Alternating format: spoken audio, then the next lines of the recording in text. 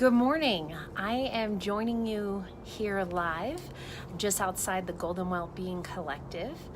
The sun has just come out, which is lovely because it was quite chilly here out on the porch. In the background, we're here in Golden, so we've got the foothills in the background, beautiful blue skies here in Colorado, which is one of the things I love about it.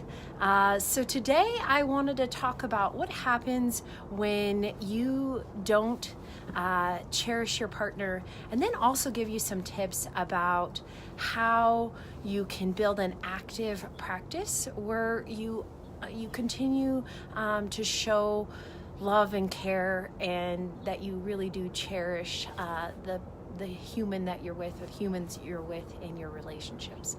So one of the things that I see in my practice a lot of times is people coming in that they just have hit a place in their relationship where there's just nothing positive to say, where the saying is there's a negative emotional bank account. Like they can't remember the last time they had fun together. They can't remember what it was like to really have those positive feelings about one another. And often they're considering separation or divorce. And that's really one of the consequences when we don't show affection or care on a regular basis.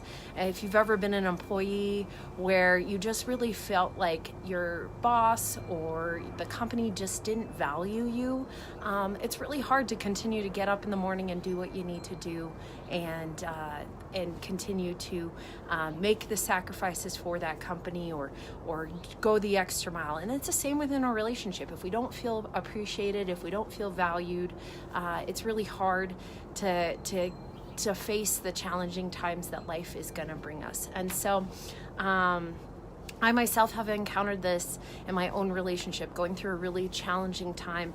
One of the things I did to get myself out of a negative headspace and out of this kind of negative lens that I was having about my relationship is I sat down and I wrote down everything I loved about my partner.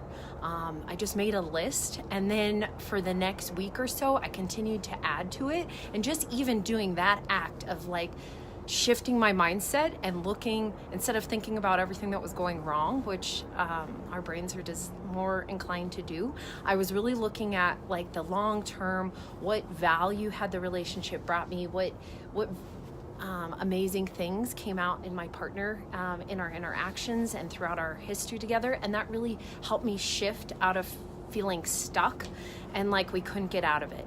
And so what I really wanted to talk today about is not only what happens when you don't cherish, but also how can you build that practice of regularly showing somebody that you care about them, and finding different ways to show that love and affection. A lot of people have been introduced to the love languages, the 5 love languages by Gary Chapman. That's a good book for just giving you a basis of understanding that people give and receive love in different ways. And I often talk to my clients about, we only have so much time and energy.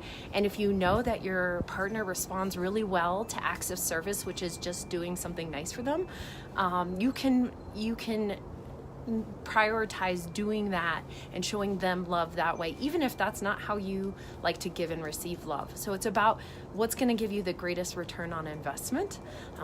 Like I said, we only have so much time and energy. And so if you know acts of service is something that they respond really well to, then you can find time to throughout the week do things that you know is going to make a difference. Or if you know that they respond really well to words of endearment and affection, sending them a text, even just saying, hey, I really appreciate that you brought me coffee this morning, and looking, approaching. In Buddhism, we talk about the not knowing mind and being curious, and I don't know why I said we, but in Buddhism, they talk about that unknowing mind. And so bringing that to your relationship and looking for all the little things that they do to show you that they care about you.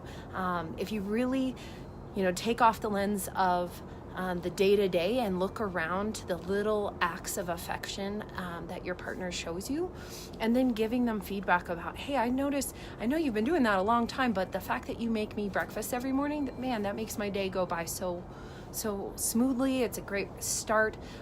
Just looking for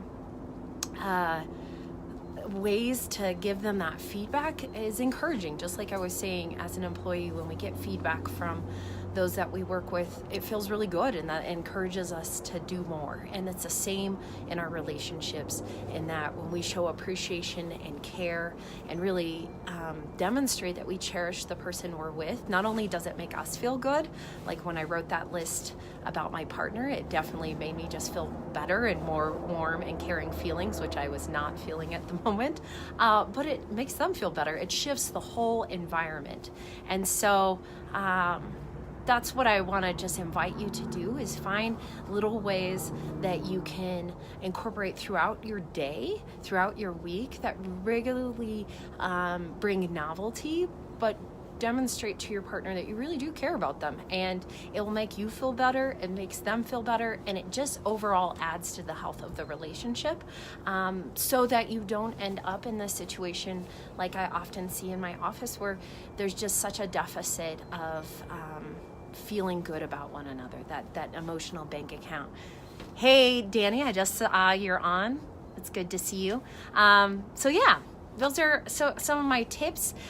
Since we're going into Thanksgiving, this is a great opportunity to really think about ways that you can show the people in your life that you care about, particularly those in your romantic relationships, that you really love them and care about them, and find unique opportunities throughout this holiday season to show them that. So it was great being with you this morning. Hope you got some tips through this short conversation, and it was really great having some of you join in on this conversation. So take care and happy holidays.